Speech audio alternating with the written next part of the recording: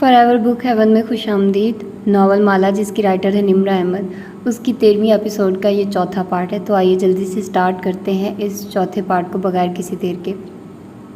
اندرانی نے دروازے کا ہینڈل گھمایا تو اندر کی طرف کھلتا چلا گیا۔ اس کے کمرے میں مالا کے خواب کے برعکس نفیس سا سنگل بیڈ اور گلابی و سفید اسٹڈی ٹیبل رکھی تھی جس میں بک شیلف بنا تھا۔ وہ اسی کرسی پہ بیٹھی تھی، سامنے میوزک باکس رکھا تھا لیکن ہلال کے ہاتھ اس سے دور تھے۔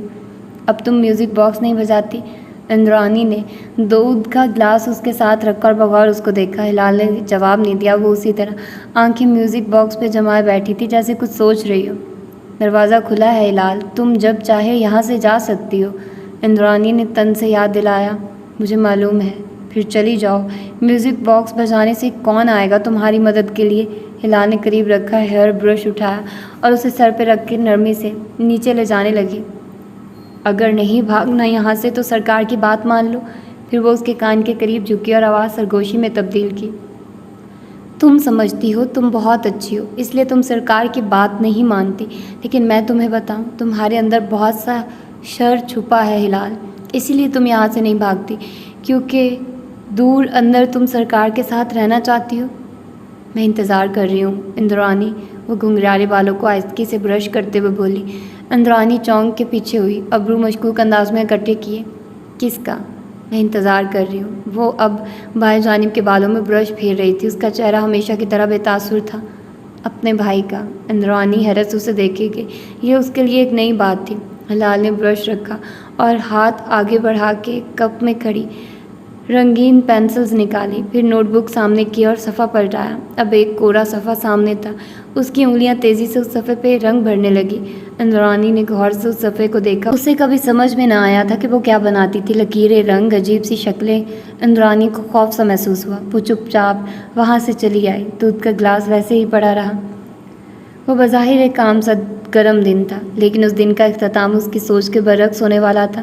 وہ جبل عمر میں بنی کافی شاپ کی قطار میں کھڑی تھی، سامنے سے بند سفید عبایا پہنے، میک اپ سے خالی چہرے کے گرد اسکارف لپیٹے، ماتھے پہ سن گلاسز ٹکائے وہ کارڈ سوائپ کر رہی تھی۔ بارسیتا نے ٹھنڈی کافی کا بڑا سا کپ اسے تھمایا، اس نے کارڈ واپس رکھا اور اسٹرا ہونٹوں سے لگائے گھونٹ بھرتے باہر نکلی۔ وہ بقایا بیلنس دیکھنا ہی نہیں چاہتی تھی، وہ عدد مزید گھٹتا جا رہا تھا، جب ختم ہوگا تب کی تب دیکھی جائے گی۔ باہر دن روشن تھا، یہاں سے سیڑھیاں نیچے جاتی تھیں اور اس کے دہانے سے حرم کی حدود شروع ہوتی تھی۔ وہ سیڑھیوں پہ کھڑی چند لمحے ان اونچے دیوہیکل دروازوں کو دیکھے گی جو انسانوں اور اللہ کے گھر کے راستے میں بنے تھے۔ ماں آج سے کئی برس پہلے حرم گئی تھی، حج دونوں نے ابا کی زندگی میں کر لیا تھا، پھر کئی برس پہلے اپنی بہن اور بھائی کے ساتھ عمرہ کیا۔ ان تینوں بہن بھائی میں سے کوئی ان کے ساتھ نہ تھا۔ ماں جب واپس آئی تو دن رات حرم کے قصے سناتی تھی۔ حرم شریف ایسا ہے، کعبہ ایسا ہے، یوں اس کے گیٹ ہوتے ہیں، یوں ہم کنگ فہد گیٹ سے داخل ہوتے تھے، لیکن اسے کبھی سمجھ میں نہ آیا کہ ان باتوں کا کیا مطلب ہے۔ کعبہ کے گیٹ کیسے اور کہاں ہوتے ہیں؟ ٹی وی میں جس کعبہ کو اس نے دیکھ رکھا تھا وہ ایک سفید صحن میں بنا بلیک باکس سا تھا جس کے گرد لوگ گھوم کے طواف کر رہے ہوتے تھے۔ گیٹ والی بات اسے کبھی سمجھ میں نہ آئی، حتیٰ کہ جب اس نے خود زندگی کا پہلا عمرہ کیا 4 سال قبل ماں اور معید کے ساتھ۔ وہ اس کی ماں کے ساتھ پہلا اور آخری عمرہ تھا۔ ان دنوں ماہی کا تازہ مسکیریج ہوا تھا اور ماہی اس کا قصوروار دوحہ کی ایئرپورٹ کو ٹھہراتی تھی جس میں اس کا سرخ والٹ کھو گیا تھا اور اس نے اسی مہربان اجنبی سے مدد لی تھی۔ ماہی کا کہنا تھا کہ یہ سٹریس کی وجہ سے ہوا۔ اس کے کچھ دن بعد وہ لوگ عمرے پہ آئے تھے۔ ماہی کینیڈا میں تھی اور ماں ان دنوں اس کے لیے بہت پریشان رہتی تھی۔ اس عمرے میں اسے پہلی دفعہ کعبہ کا نقشہ سمجھ میں آیا کہ ایسا کہ پھر بھولا ہی نہیں۔ شادی کے بعد زیاد کے ساتھ جدہ آنے سے اب تک زیاد عمرہ کرنے پہ راضی نہ ہوا تھا۔ وہ جتنا کہتا کہ اس کا بہت دل ہے کہ وہ دونوں ایک ساتھ عمرہ کرے، وہ وقت نہیں نکالتا تھا۔ استنبول جانے سے پہلے اس نے بہت چاہا کہ وہ اور رامین ہی عمرہ کرائیں، لیکن پلان ہی نہ بن سکا۔ البتہ اب زیاد اس کی کسی مجبوری کا حصہ نہ تھا اور اسے اپنی ماں کا عمرہ بھی کرنا تھا۔ یہ وہ تحفے تھے جو وہ ان کو بھیج سکتی تھی۔ اس صبح وہ فجر کے بعد حرم آئی تھی۔ حرم شریف ویسا ہی تھا جیسا چند برس پہلے تھا، شاید کچھ بدلا تھا، شاید نہیں۔ گزشتہ دفعہ وہ بہت مصروف تھی، اوشن کرامٹلی مانیٹر کرنا ساتھ ساتھ جاری تھا۔ اس دفعہ اس کے پاس وقت ہی وقت تھا۔ عمرہ کرنا ایک طویل اور مشکل عمل نہیں ہے جتنا سمجھا جاتا ہے۔ طواف آسان تھا، صحیح قدرے پر مشقت، البتہ 10,000 قدم سے کم میں ایک عمرہ آرام سے ہو جاتا ہے۔ اس نے اپنے لیے کوئی دعا نہیں مانگی تھی، صرف ماں کے لیے مانگا جو بھی مانگا، پھر فارغ ہو کے باہر آ گئی۔ جبل عمر سے کافی لی اور اب وہ ان سیڑھیوں کے دہانے پہ کھڑی حرم کے عالی شان ابواب کو دیکھ رہی تھی۔ کیا وہ واپس جدہ چلی جائیں یا اپنے لیے حرم میں جا کے دعا مانگے؟ وہ کچھ دیر وہیں کھڑی رہی، پھر کافی کا ٹھنڈا کپ لیے سیڑھیاں اترنے لگی۔ تبھی کوئی پیچھے سے تیزی سے آتا اس کے قریب سے گزرا، ایسے کہ اس کے کندھے کو ہلکی سی ٹکر لگی۔ مالا نے چونک کے دیکھا، وہ ایک سبز یونیفارم میں ملبوس خاک روب تھا۔ ٹکرا کے وہ رکا نہیں، تیزی سے سیڑھیاں اترتا گیا۔ وہ اس کا چہرہ نہیں دیکھ سکتی تھی، اس نے سر پہ کیپ پہن رکھی تھی، لیکن اس کے ابرو ناخوشی سے بھنج گئے۔ کونی سہلا کے سر جھٹکا۔ یہ حرم شریف کی حدود تھی، یہاں انسانوں سے لے کر چونٹیوں تک کو امان حاصل تھی۔ یہاں کسی کا دل نہیں دکھایا جاتا، یہاں کسی کو ٹوکا نہیں جاتا۔ وہ نظر انداز کر کے زینے اترنے لگی۔ حرم کی حدود میں سبز، نیلے، میرون یونیفارمز میں مختلف ورکرز کام کر رہے ہوتے تھے۔ سب سے نچلے طبقے کی نوکری بنگالی اور پاکستانی کرتے تھے، اعلیٰ عہدوں پہ صرف عرب فائز ہوتے تھے۔ وہ کنگ فہد گیٹ کی طرف جا رہی تھی کہ اسے اپنے لیے ایک دعا مانگنی تھی، تبھی راستے میں ایک جوڑے نے اسے روکا۔ آپ پاکستانی ہیں؟ ایک پریشان شکل بنائے عورت اور 7 مرد۔ مالا نے گہری سانس لے کر انہیں دیکھا۔ جی، اور یقیناً آپ کا والیٹ کھو گیا ہے جس میں آپ کے سارے پیسے اور پاسپورٹ تھے۔ اس نے ماتھے پہ ہاتھ کا چھجا بنا کے آنکھیں چھوٹی کر کے انہیں دیکھا۔ جی، ہمیں حرم میں ایک لاسٹ اینڈ فاؤنڈ کا سیکشن ہے جہاں کھوئی ہوئی چیزیں مل جاتی ہیں۔ آپ جا کر کسی شرطی پولیس مین سے بات کریں، نہیں تو میں کسی کو بلاؤں؟ وہ کہہ کے آگے بڑھ گئی، جانتی تھی ان پہ اثر نہیں ہوگا۔ یہ اس کو آج صبح سے ملنے والا تیسرا جوڑا تھا۔ حرم کے حدود میں پاکستانی اسکیمرز بھرے پڑے تھے جو کعبہ کے اتنے قریب ہو کے بھی دیگر پاکستانیوں کو لوٹنے سے باز نہیں آتے تھے۔ بہت سے لوگ ان کو پیسے دے دیتے، بہت سے ان کو جھاڑ پلاتے۔ ان کا ایک ہی حل تھا، ان کو شرطا کے حوالے کرنا۔ شرطا کو دیکھتے ہی وہ بھاگ جاتے۔ وہ اب باب الملک فہد کے سامنے کھڑی تھی، مسکرا کے چہرہ اٹھا کے اس عالی شان سے گیٹ کو دیکھا۔ بے اختیار ماں یاد آئی تھی۔ خانہ کعبہ ایسا نہیں ہے کہ سڑک سے نظر آ جائے، اس تک جانے کے لیے ایک اونچی 4 دیواری بنی ہے۔ اس 4 دیواری میں چند دروازے ہیں جن سے گزر کے خانہ کعبہ تک پہنچا جاتا ہے۔ ان دروازوں کے اوپر اونچے مینار بنے ہیں۔ اس گیٹ میں 3 دروازے تھے، انہیں عبور کرو تو چھت سے ڈھکا مسجد کا ہال شروع ہو جاتا تھا۔ اس طویل ہال کے آگے زینے جو نیچے اس سفید صحن تک لے جاتے تھے جو کعبہ کا صحن تھا اور جسے سب پہچانتے ہیں، اس کو مطاف کہتے ہیں، لیکن کعبہ اس صحن تک پہنچنے سے پہلے ہی دکھائی دے دیتا ہے۔ کسی ستون کی اوٹ سے ایک دم سے کعبہ نظر آ جاتا ہے، پورا نہیں، بس کوئی ایک سیاہ کونا جس پہ سنہری دھاگوں کا کام ہوتا ہے۔ وہ ایک پہلی نظر سب سے قیمتی ہوتی ہے۔ اس ایک نظر کی تیاری پہلے سے کی جانی چاہیے۔ اس ایک نظر میں جو مانگا جائے وہ ملتا ہے، چاہے دنیا مانگو، چاہے آخرت، چاہے دونوں۔ صبح جب وہ اندر داخل ہوئی تھی تو اس نے اپنی ماں کے لیے دعا مانگی تھی، لیکن اسے خود کیا چاہیے تھا؟ وہ ابھی تک باب الملک فہد کے باہر کھڑی تھی، اس اونچے سنہری سفید دروازے کے باہر کھڑے کشمالہ مبین نے دل پہ ہاتھ رکھ کے سوچا، کیا اسے سچ کی پیروی کرنے سے خوف آتا تھا؟ کیا اسے آزادی چاہیے تھی؟ ہاں، اسے اس ملک سے آزادی چاہیے تھی اور اسے سچ کی پیروی کرنی تھی۔ وہ ننگے پیر چلتی اندر داخل ہوئی، ہر قدم پہ دل دھڑک رہا تھا۔ ابھی کہیں کسی کونے سے کعبہ کی جھلک نظر آ جائے گی، بس وہ لمحہ ضائع نہیں کرنا، کیونکہ اکثر لوگ وہ لمحہ ضائع کر دیتے ہیں کیونکہ وہ ابھی تک ٹی وی پہ کعبہ کو دیکھتے آئے ہوئے ہوتے ہیں۔ انہوں نے حقیقت میں اسے نہیں دیکھا ہوتا تو وہ سمجھتے ہیں کہ وہ ایک چکور سیاہ عمارت ہے۔ ہاں ٹھیک ہے، بہت خوبصورت ہے، لیکن ایک عمارت ہی ہے، اور سارا مسئلہ یہی ہے کہ وہ کیمرے کی آنکھ سے اس عمارت کو دیکھ رہے ہوتے۔ نظر اور کعبہ کے درمیان کیمرے کا شیشہ آ جاتا ہے اور اس شے کا راستہ رک جاتا ہے جو اللہ تعالیٰ نے ازل سے ابد تک کے لیے خانہ کعبہ میں رکھ دی ہے، محبت۔ اور یوں بہت سے لوگ جو کعبہ کے سامنے پہنچتے ہیں، جب وہ پہلی نظر اٹھا کے اسے دیکھتے ہیں تو وہ مبہوت رہ جاتے ہیں۔ حالانکہ بچپن سے وہ ٹی وی اور انٹرنیٹ پہ کعبہ کو دیکھتے آئے ہیں، لیکن جب وہ اسے حقیقت میں دیکھتے ہیں تو معلوم ہوتا ہے کہ یہ وہ نہیں ہے جسے وہ دیکھتے آئے تھے، یہ تو کچھ اور ہے۔ خوبصورت، ایک بہت عالی شان اور خوبصورت گھر جس میں اللہ نے ایسی محبت اور کشش رکھی ہے کہ اس سے نگاہ نہیں ہٹتی، اور لوگ دم سادے وہیں کھڑے رہ جاتے ہیں، بالکل دم بخود، کیونکہ وہ کعبہ آئے تھے دعائیں قبول کروانے، بخشش کروانے، عمرے اور حج کے نفل اور فرض پورے کرنے۔ وہ محبت کے لیے تیار نہیں ہوتے، وہ اس خوبصورتی کے لیے تیار نہیں ہوتے جو اس گھر کو چاروں طرف سے لپیٹے ہوئے ہیں۔ وہ اپنا سوچ کے آئے تھے، عبادت کریں گے، نمازیں پڑھیں گے، دعائیں مانگیں گے، لیکن اس سیاہ گھر کی خوبصورتی ان کو جکڑ لیتی ہے۔ کعبہ پر ڈالی جانے والی ہر نظر کا ثواب ہے، اور جب نظر اس سیاہ غلاف پہ ٹکتی ہے تو انسان کو معلوم ہوتا ہے کہ اس کی ساری زندگی اسے ایک گھر کے گرد گھوم رہی تھی۔ یہ وہ مدار تھا جس کی طرف اس کو واپس آنا تھا۔ وہ تمام عمر اس ایک گھر کی طرف سفر کرتے ہوئے بھٹک رہا تھا، اور جب اس گھر سامنے آتا ہے تو انسان کو اس سے پہلی نظر میں محبت ہو جاتی ہے، پھر وہاں سے جانے کا دل نہیں چاہتا۔ پہلی دفعہ جانے والے سوچتے ہیں کہ ایک فرض یا نفل ہے، اسے مکمل کر کے وہ واپس آ جائیں گے، لیکن وہ اس محبت کو تب تک نہیں سمجھ سکتے جب تک وہ اس گھر کو دیکھ نہ لیں۔ حرم شریف میں پہنچ کر انہیں اس گھر سے ایسی محبت ہو جاتی ہے کہ واپس آ کے وہ ایک ہی دعا مانگتے رہتے ہیں کہ اللہ انہیں پھر سے بلا لے۔ انہیں واپس آنا ہوتا ہے، بار بار آنا ہوتا ہے، نیک ہو یا بد، دیندار ہو یا گناہ گار، اللہ کے سارے بندوں کو اس گھر سے محبت پہلی نظر میں ہو جاتی ہے۔ وہ واپس جا کے اپنے اعمال درست کرے یا نہ کرے، وہ محبت ختم نہیں ہوتی۔ وہ نیچے مطاف میں ایک ستون کے ساتھ آ کھڑی ہوئی، یاسیہ سے اس سیاہ غلاف سے لپٹے گھر کو دیکھا، ایک ہاتھ سینے پہ رکھ لیا۔ اسے کیا مانگنا تھا؟ آزادی، سچ کی پیروی؟ ہاں، اسے یہی مانگنا چاہیے۔ اسے پاکستان واپس جانا تھا۔ سارے الفاظ تیار تھے۔ سفید سکارف پہنے لڑکی نے دعا کے لیے ہاتھ اٹھائے۔ مجھے ضیاء سلطان کی حقیقت دیکھنی ہے۔ جو الفاظ ہونٹوں سے نکلے یہ وہ نہیں تھے جو کشمالہ نے سوچے تھے۔ وہ کچھ اور مانگنا چاہتی تھی، آزادی، اس ملک سے نکلنا۔ اسے ضیاء سلطان کی حقیقت نہیں دیکھنی تھی، مزید نہیں، پہلے جو دیکھ لیا تھا وہیں بہت تھا۔ دور اندر وہ جانتی تھی کہ وہ اس تکلیف سے نہیں گزر سکتی، لیکن ہونٹوں نے ساتھ نہیں دیا تھا۔ الفاظ نے اپنی مرضی سے بغاوت کر دی۔ مجھے ضیاء سلطان کا اصل چہرہ دیکھنا ہے، اس نے خود کو زیر لب بڑبڑاتے سنا۔ آج جسم نے پھر سے دماغ سے بغاوت کر دی تھی۔ وہ کتنی ہی دیر گمسم سی وہیں کھڑی رہ گئی۔ اس کا جسم کیوں چاہتا تھا ضیاء کا اصل چہرہ دیکھنا؟ اس کا دماغ ایک نئے صدمے کا متحمل نہ تھا۔ پھر کیوں؟ اس کی کوہنی سے پھر سے کچھ ٹکرایا۔ مالا نے چونک کے دیکھا، ایک سبز لباس والا خاکروب سر جھکائے فرش پہ موپ لگا رہا تھا۔ کیا یہ وہی تھا؟ اس کے ابرو ناگواری سے تن گئے، سر جھٹکا اور واپس اپنی توجہ اس سیاہ گھر کی طرف مبذول کر دی۔ وہ سیاہ گھر اپنے پورے جلال کے ساتھ صدیوں سے وہیں کھڑا تھا۔ آپ ہمیشہ کعبہ کے سامنے کھڑے ہو کے دعا نہیں مانگتے، کیونکہ آپ اسے سب بس دیکھتے جاتے ہیں۔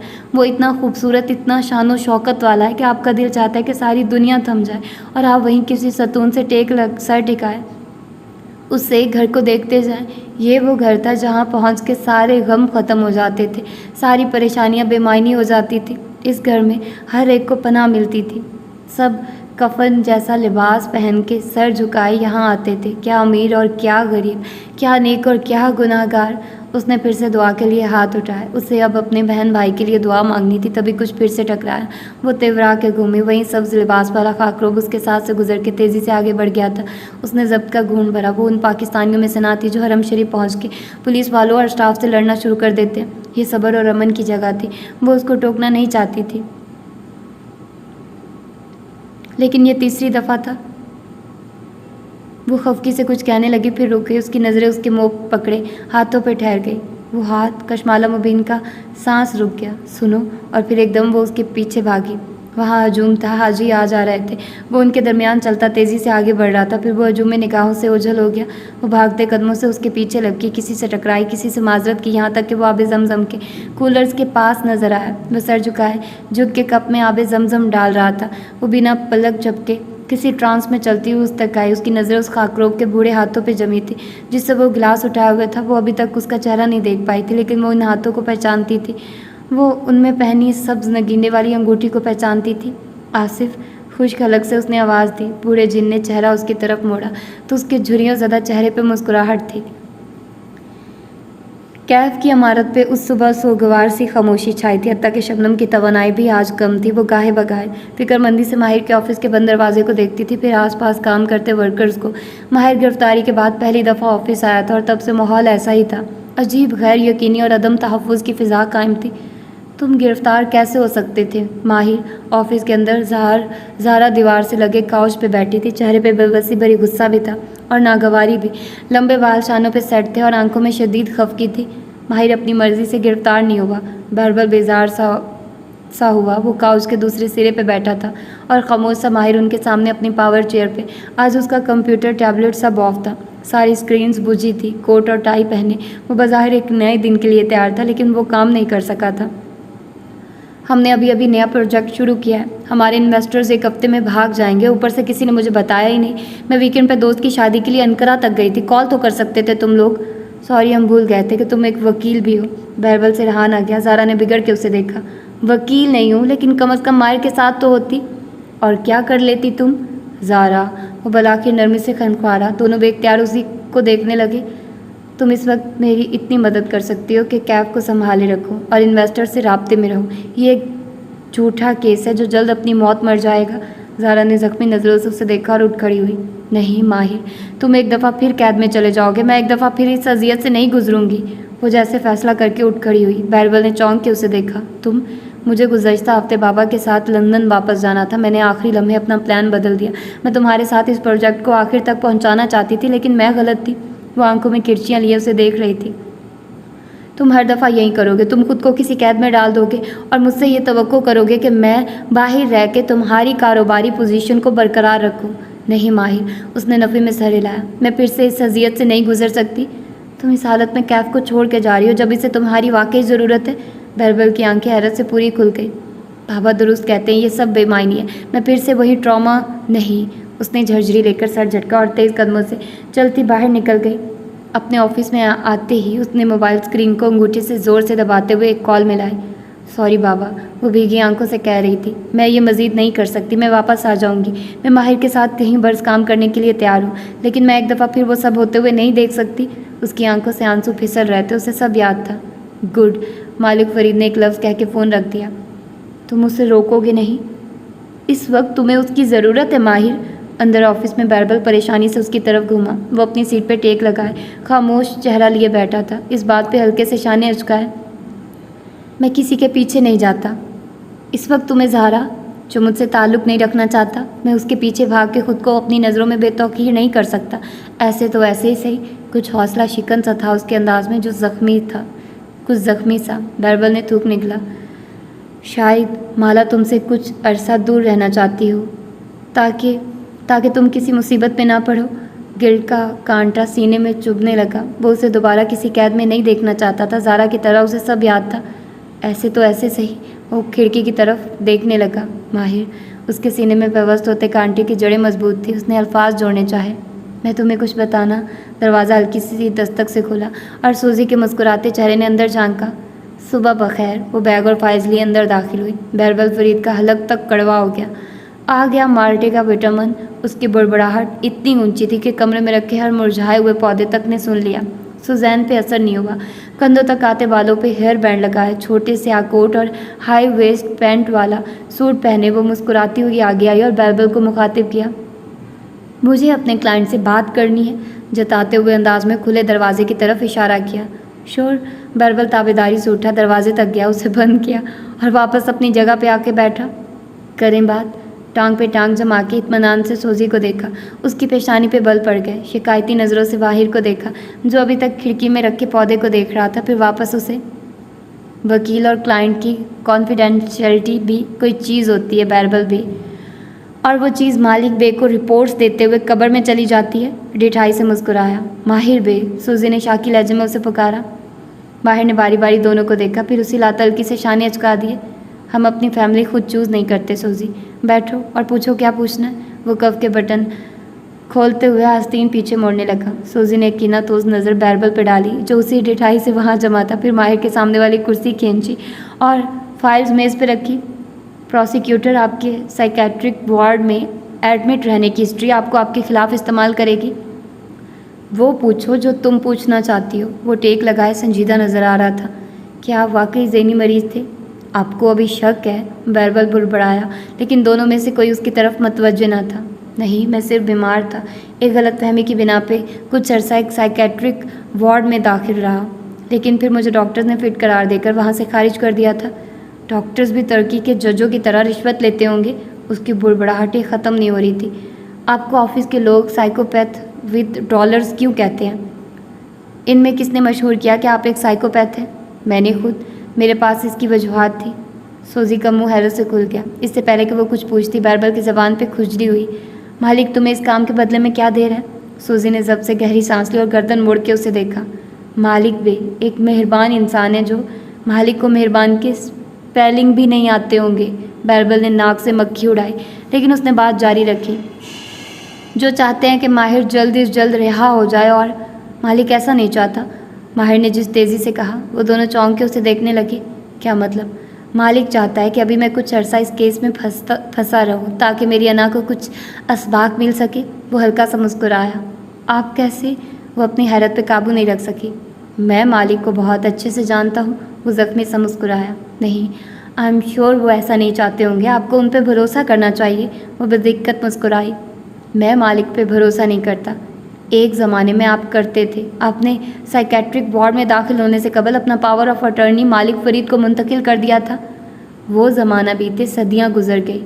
اوقات خانم آفس میں ایک سوگوار سی خاموشی چھا گئی۔ پھر سوزی نے ایک فائل کھولی اور ایک صفحہ سامنے کیا۔ کیا آپ نے واقعی اپنی سیکرٹری سبرینا پہ قاتلانہ حملہ کیا تھا؟ کیا تھا۔ اس نے سر کو خم دیا۔ بیربل کے چہرے پہ سایہ سا گزرا۔ وہ دھیرے سے اٹھا اور کمرے سے باہر نکل گیا۔ کیوں؟ وہ الجھن سے اسے دیکھ رہی تھی۔ باہر نے جیب سے ایک لائٹر نکالا اور سامنے رکھی موم بتی کا جار قریب کھسکایا۔ سوزین اس کے ہاتھوں کی حرکت دیکھ رہی تھی۔ اس نے جار کا ڈھکن اٹھایا اور لائٹر سلگایا۔ تم نے کبھی اس وقت کے بارے میں سنا ہے جو آ کے گزر جاتا ہے لیکن جس پہ گزرتا ہے اس کی یادداشت میں رقم نہیں ہوتا؟ وہ لائٹر کے شعلے سے موم بتی کے سیاہ دھاگے کو سلگا رہا تھا۔ Missing time? ہاں، مسنگ ٹائم، ایک بلیک آؤٹ سا جو سارے پہ چھا جاتا ہے۔ دھاگے نے آگ پکڑ لی تھی۔ سنہری شعلے نے پل بھر کے لیے سارے کو منور کر دیا تھا۔ 4 سال قبل۔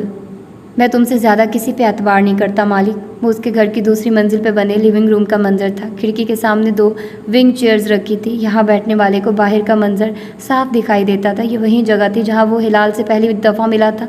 آج اس کے ملاقاتی عبدالمالک فرید تھے۔ دونوں کے درمیان ایک چھوٹی میز پہ ایک فائل کھلی تھی اور وہ قلم ہاتھ میں لیے آگے کو ہو کے بیٹھا بہت سنجیدگی سے کہہ رہا تھا، میں تم سے زیادہ کسی پہ اعتبار نہیں کرتا مالک۔ اس کے لہجے میں منت تھی۔ یہ تمہیں میرے لیے کرنا ہے۔ مالک فرید ٹانگ پہ ٹانگ جمائے بیٹھے تھے۔ سفید سلور بال جل سے جمے تھے اور روبوٹ جیسا چہرہ سپاٹ تھا۔ لیکن کیوں؟ میں کچھ ہفتے کے لیے یہاں سے دور جانا چاہتا ہوں۔ میں خود کو تلاش کرنا چاہتا ہوں۔ نان سینس۔ انہوں نے ناپسندیدگی سے اسے دیکھا۔ اس بے وقوفانہ حرکت کی وجہ کچھ اور ہے۔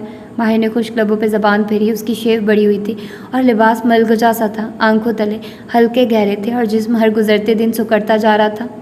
میں ٹھیک نہیں ہوں، میرا دماغ الجھا ہوا ہے، مجھے کچھ، اس نے جیسے لفظ تلاش کیے، کچھ مینٹل ایشوز ہیں۔ کیسے ایشوز؟ وہ چند لمحے اسے دیکھے گیا۔ کیا یہ دن بھی آنا تھا کہ اپنا سچ بتانے سے قبل اسے یہ معلوم کرنا تھا کہ کوئی اس پہ یقین نہیں کرے گا؟ کچھ ڈپریشن اور انگزائٹی؟ تھراپی میں جاؤ، ٹھیک ہو جاؤ گے۔ ایک نظر ان کاغذوں کو دیکھا۔ یہ سب چھوڑنے کی کیا ضرورت ہے؟ تھراپی ہی شروع کرنے لگا ہوں اور یہ سب چھوڑ نہیں رہا، وقتی طور پہ تمہارے سپرد کر رہا ہوں۔ یہ میری امانت ہے، یہ سب میرے باپ نے تعمیر کیا ہے، صرف تم اس امانت کو سنبھال سکتے ہو مالک۔ تمہیں کبھی میرے باپ کی دولت کا لالچ نہیں تھا۔ انہوں نے جو مقام تمہیں دیا تم اس سے زیادہ نہیں چاہتے تھے۔ تم ہمیشہ سے مجھے ہی CEO دیکھنا چاہتے تھے۔ میں واپس آؤں گا، بس کچھ عرصہ تمہیں ایکٹنگ CEO کے طور پہ کام کرنا ہوگا۔ اس نے قلم پھر سے مالک کی طرف بڑھایا۔ مالک فرید نے ناخوشی سے اسے دیکھتے ہوئے قلم تھام لیا۔ میں صرف یہ چاہتا ہوں مالک کہ کچھ عرصہ تم میرا اعتبار کرو۔ کچھ بھی ہو جائے تم مجھ پہ اعتبار کرنا نہیں چھوڑو گے اور تم کبھی بھی شمس اور میری ماں کے ہاتھوں ایکسپلائٹ نہیں ہوگے۔ وہ انگلی اٹھا کے تنبیہ کر رہا تھا۔ اس کی آنکھیں گلابی ہو رہی تھی۔ مالک فرید نے اس بات میں سر ہلایا۔ اب وہ جھک کے کاغذ پہ سائن کر رہے تھے۔ باہر کھڑکی سے پھیلی رات میں گھروں کی روشن چھتیں اور اکا دکا بتیاں دکھائی دے رہی تھی۔ ساری دنیا جیسے سو گئی تھی۔ ایک تاریکی سی سارے منظر پہ چھانے لگی۔ اس تاریکی کے چڑھتے ہی ایک نئے دن کا منظر طلوع ہوا۔ وہ دیوار گیر کھڑکیوں اور پتھروں سے بنی اونچی چھت والی عمارت کے ہال میں بیٹھا تھا۔ آج وہاں رش نہ تھا، نہ لوگ، نہ اینک والا لڑکا۔ سبرینا اور وہ دو زانو ہو کے قلین پہ بیٹھے تھے۔ ان کے سامنے شیخ بھی انہیں کے انداز میں برجمان تھے۔ ان کے ہاتھ میں کاغذات کا ایک ہینڈ آؤٹ تھا جو وہ اس کی طرف بڑھائے ہوئے تھے۔ ماہر نے پہلے الجھن سے سبرینا کو دیکھا۔ اونچی پونی بنائے سیاہ آنکھوں والی لڑکی نے سر کو اس بات میں ایک خم دیا۔ یہ کیا ہے؟ ماہر نے تامل سے اسے تھام لیا۔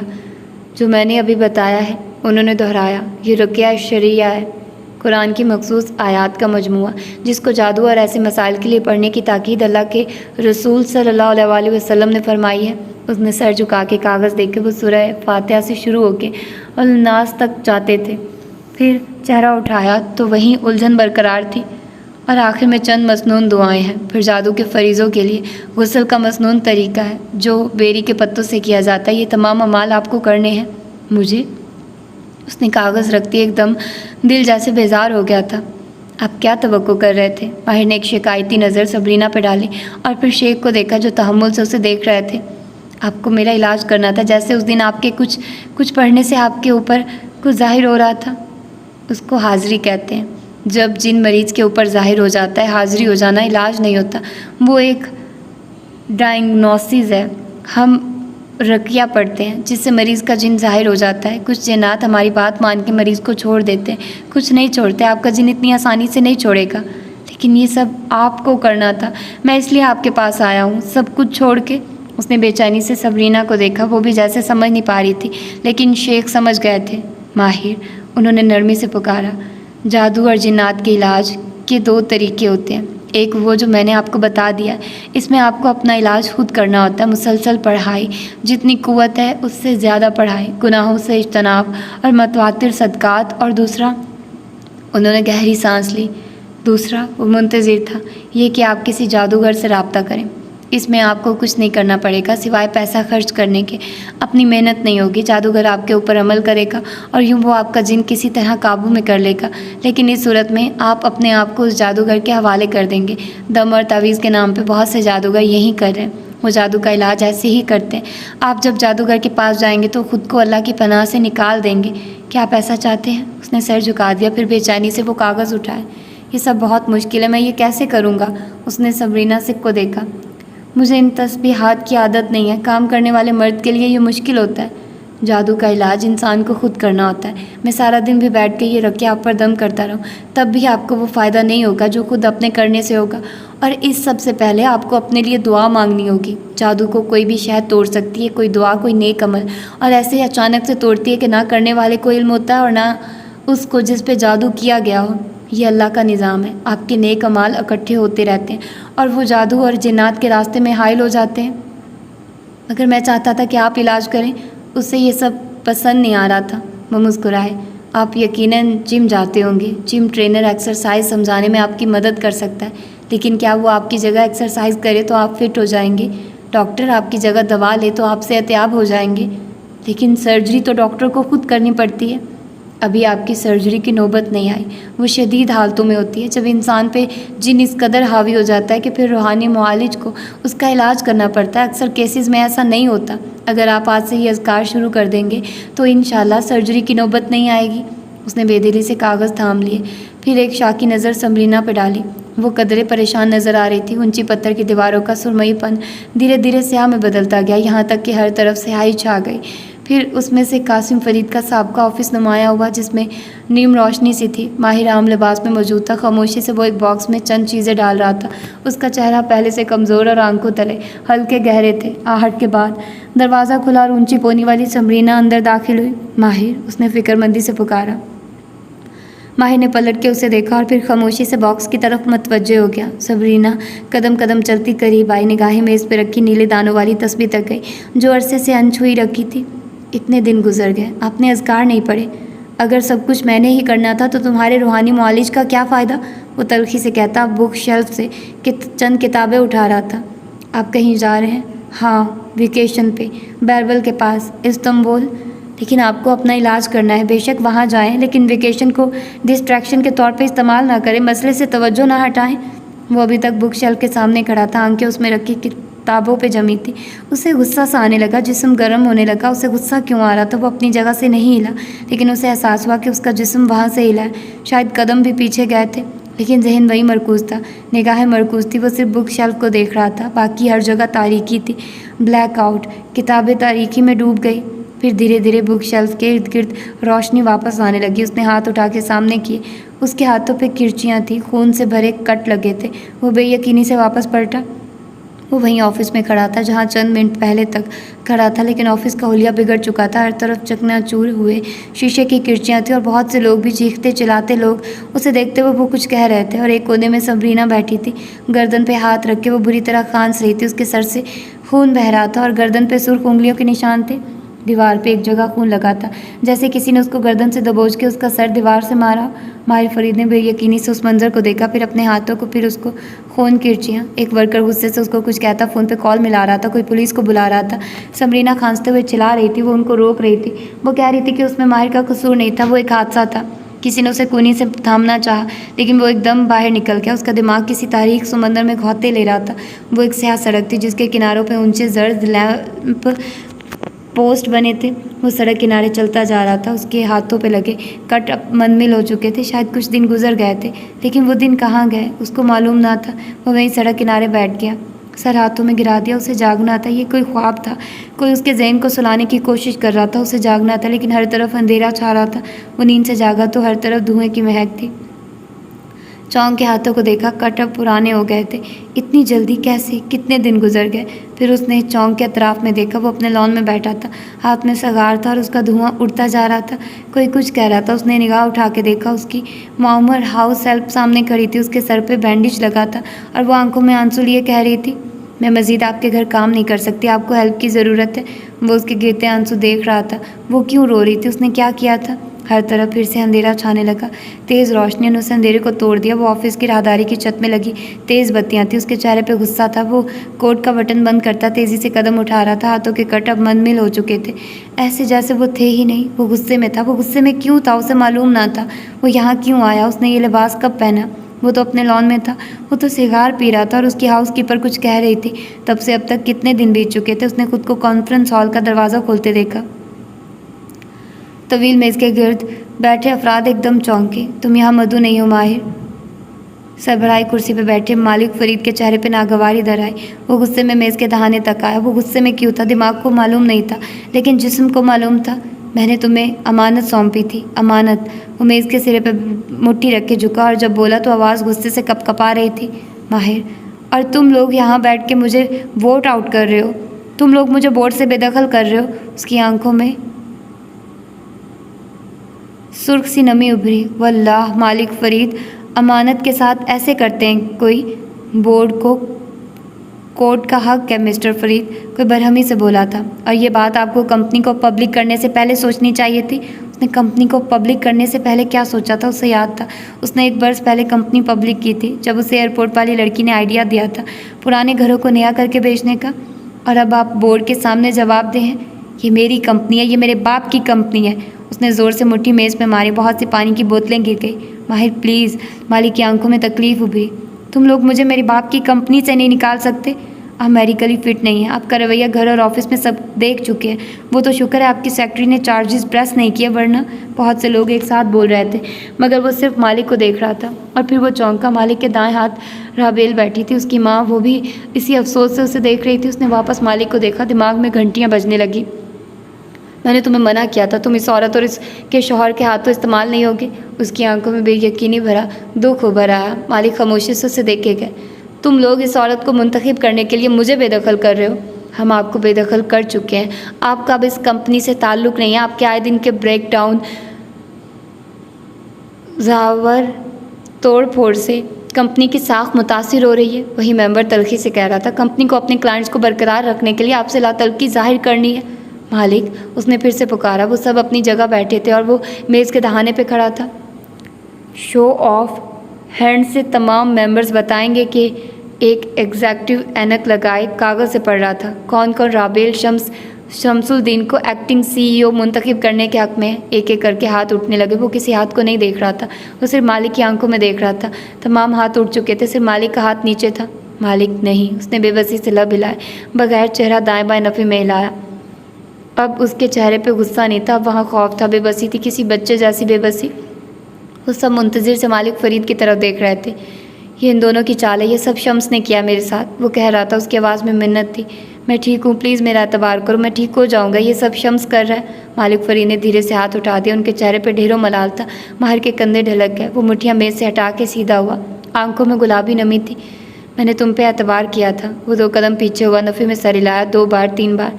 वल्लाह, मैं जब तक ज़िंदा हूँ मैं तुम पे दोबारा एतबार नहीं करूँगा। फिर वो उल्टे कदमों बाहर निकला। धार से दरवाज़ा खोला। सामने शम्स खड़ा था, दीवार से टेक लगाए, सीने पे बाजू लपेटे।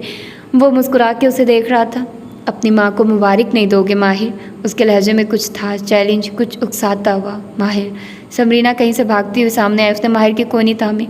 इसको इग्नोर करें, ये आपको उकसा रहा है। उसने अपनी कोनी छुड़ाई। चेहरा सुर्ख हुआ। वो एकदम कदम आगे बढ़ा। ماہر اس کو جانے دو، یہ جان بوجھ کے کر رہا ہے، وہ چلائی تھی۔ پلیز اپنا غصہ کنٹرول کرو پلیز۔ اس کی آواز پس منظر میں چلی گئی۔ اس نے خود کو آگے بڑھتے دیکھا، اس کے ہاتھوں پہ لگے کٹ اب وہاں نہیں تھے، ہلکی بھوری لکیریں تھیں۔ اس کے ہاتھ آگے بڑھے، اس نے زور سے شمس کے منہ پہ مکہ دے مارا، وہ تیورا کے نیچے گرا۔ اس نے مزاحمت نہیں کی، اس کے ناک سے خون نکلنے لگا۔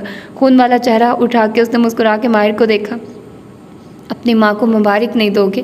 اس کی آواز دھیمی تھی، وہاں اکٹھے ہوتے لوگ اسے نہیں سن سکتے تھے، لیکن وہ سن سکتا تھا۔ اس کا سارا خون ان ہاتھوں میں آ گیا تھا، ایسے کہ لگتا تھا منمل ہوئے کٹ اب پھٹ پڑیں گے۔ اس نے دونوں ہاتھوں سے شمس کا سر پکڑا اور اسے پوری قوت سے دیوار پہ دے مارا۔ شمس کے سر سے خون کا پھوارا نکلا، لیکن اسے آواز نہیں سنائی دی۔ وہاں اب کوئی آواز نہیں تھی، وہاں اب کوئی منظر نہ تھا، سارا منظر بلیک آؤٹ کی زد میں چلا گیا۔ وہ چھٹا تو دھیرے دھیرے روشنی آنے لگی، کارنر لیمپ کی زرد روشنی لیونگ روم میں پھیلی تھی۔ وہ کاؤچ پہ بیٹھا تھا، اس کے کندھوں کے گرد صوفہ تھرو کسی شال کی طرح لپٹا تھا، اس کے ہاتھ کپ کپا رہے تھے، اسے شدید سردی لگ رہی تھی۔